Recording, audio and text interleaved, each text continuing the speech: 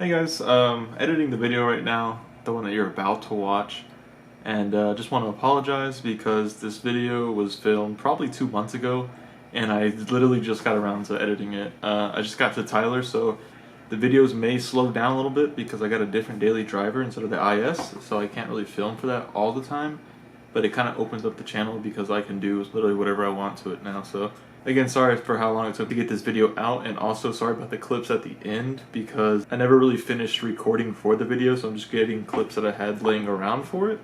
And there's also clips from the future in here. It gets kind of confusing at the end, but just know that the 1J swap is done and it works perfect. Somewhat. Yeah, it's done. Something is squirting out fuel. Hey guys, for today's video, sorry if I don't sound too happy. Oh, let me go that way. Sorry if I don't sound too happy and not feeling the best. A little bit under the weather, but just like a minor throat thing. So today all we're doing is we are getting the IS ready for the swap. So a couple things we need to do is we're going to take off the radiator and condenser. We're going to drop the drive shaft and then do the shifter so that we can just take the transmission out. And then I think today my Aristo fuel hanger should be coming, so we're gonna go ahead and take the fuel hanger out of this one and get ready for that. And then that should be it. Maybe a couple things here and there, like maybe disconnect the engine, take off the throttle cable and stuff like that. It's just stuff so that tomorrow, whenever we take this engine out, or take that engine out over there, everything go real smooth, not have any problems, and hopefully if we're down and we get everything cleaned up in the IS, we can even get the 1J swapped in there. So a little bit of a stretch, but everything should be fine. This right here is my future fab downpipe.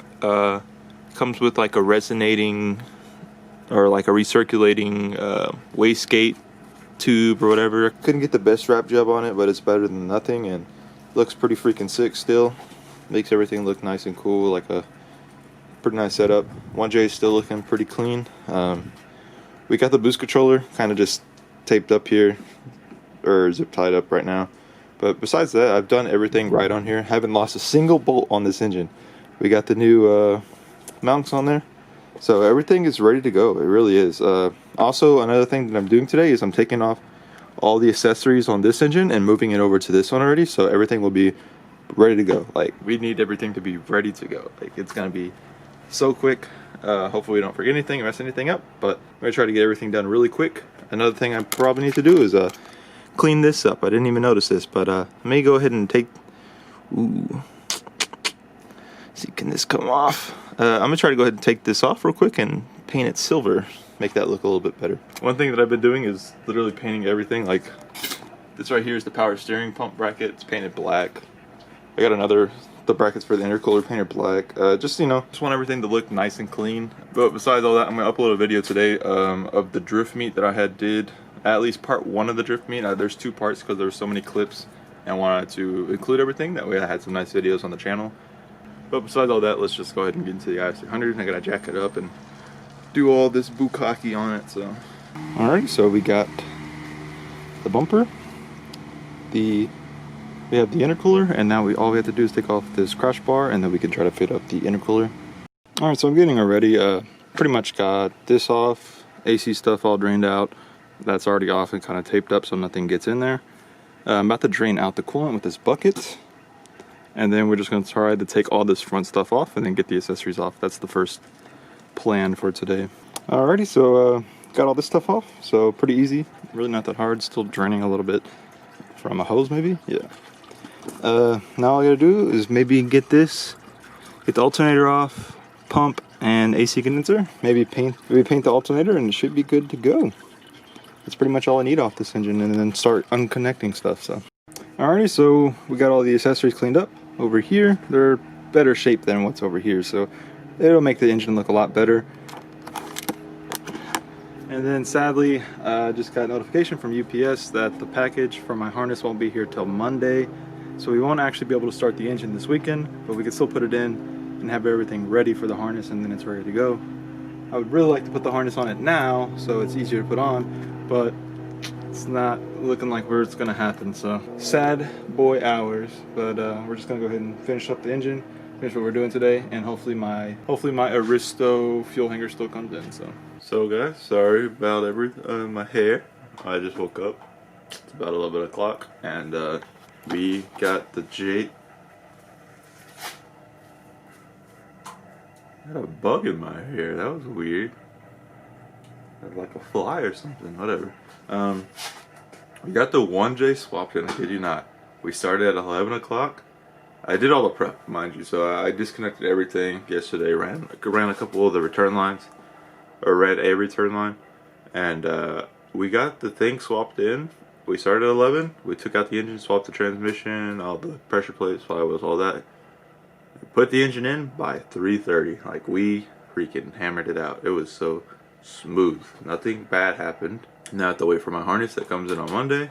Monday morning, actually, because we got the express special shipping or whatever. Hopefully, I was hoping it was going to be here yesterday, the day of the swap, so we could just throw it on before we put in the engine, but whatever. So now we have the next project. We have the 2J that needs to get built. Probably gonna go buy engine stand later today, rip off all this junk, and we'll have a bare block pretty much, and then we can start working from there. I don't really think I need this harness, so I'll probably go ahead and take off the harness. We did break this connector.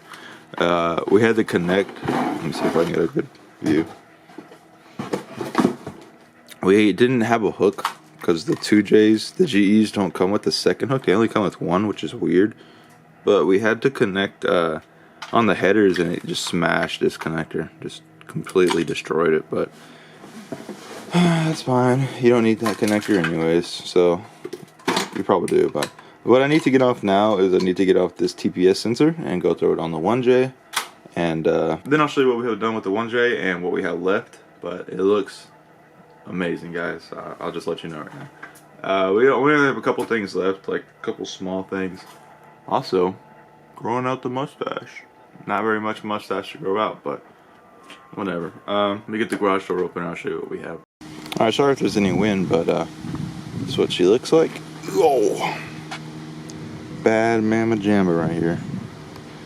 So got to throw on that TPS sensor over here, and then run a couple of the hoses. I have power steering hoses left.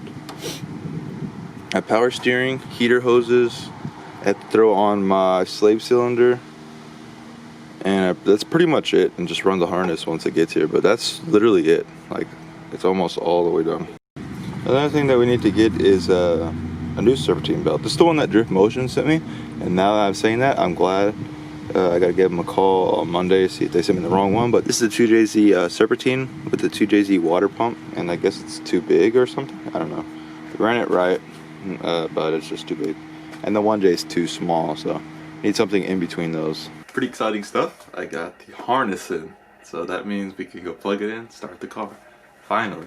But before we do that, I wanted to show you what the harness looked like, but what the old harness looked like, so we have a reference or comparison of what it really ended up looking like.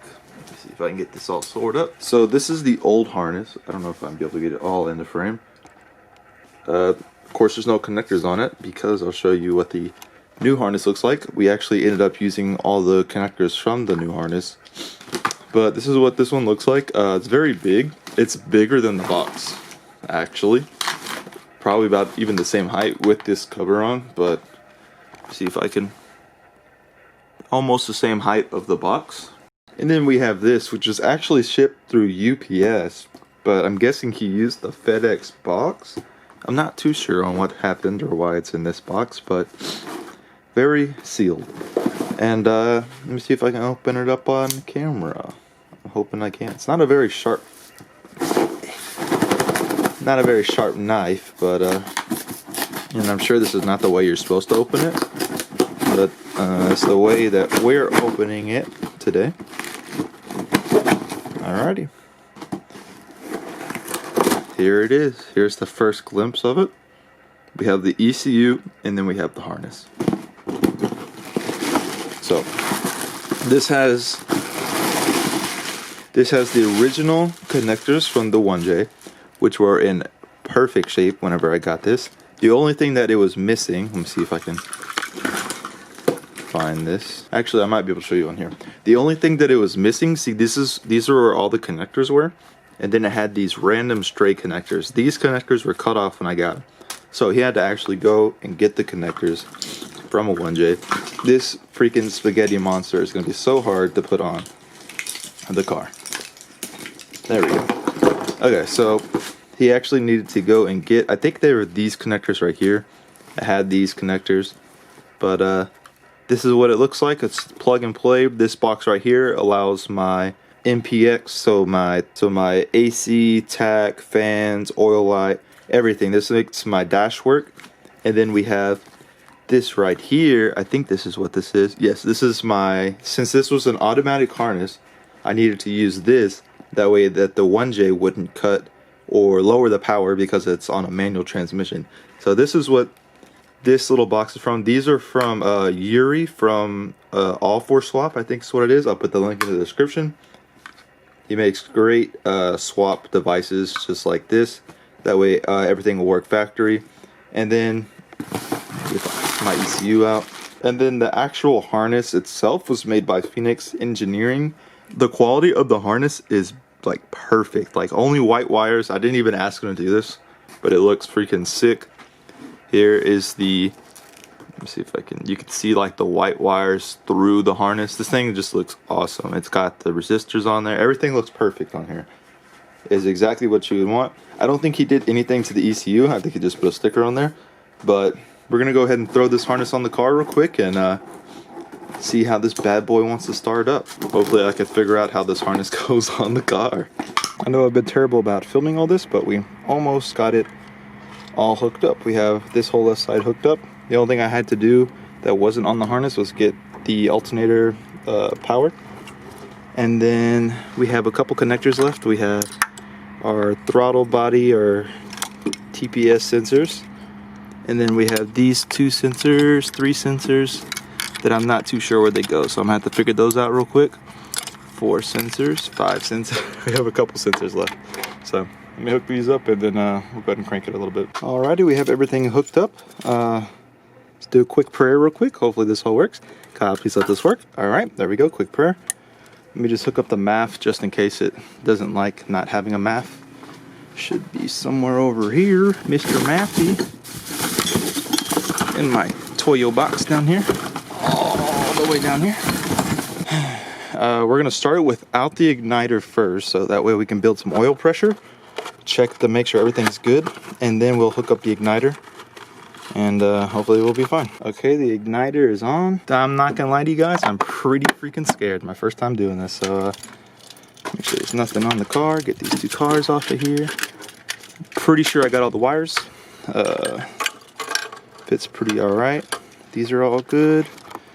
Oh, you know what? Let me fill it up with some power steering fluid and then we can go ahead and start it. That way I don't destroy my power steering pump.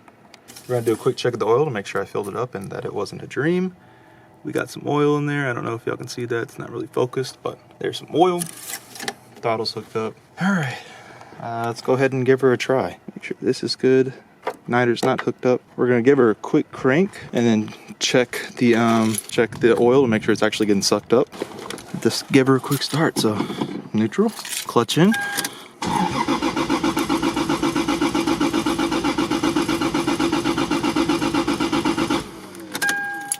All right, there's our crank. Let's check to make sure the oil's getting sucked up.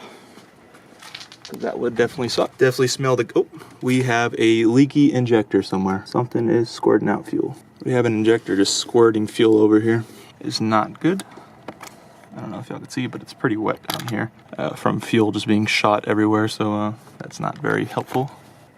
Didn't hear any anything bad though. Put some new O-rings on this bad boy, I'm guessing. But we're gonna go ahead and try to give her a quick start real quick, even though we have a leaky injector.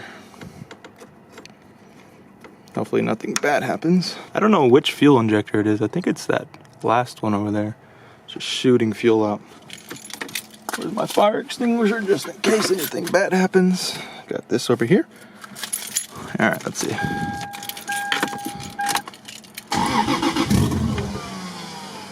Testing. Ooh, that was quick.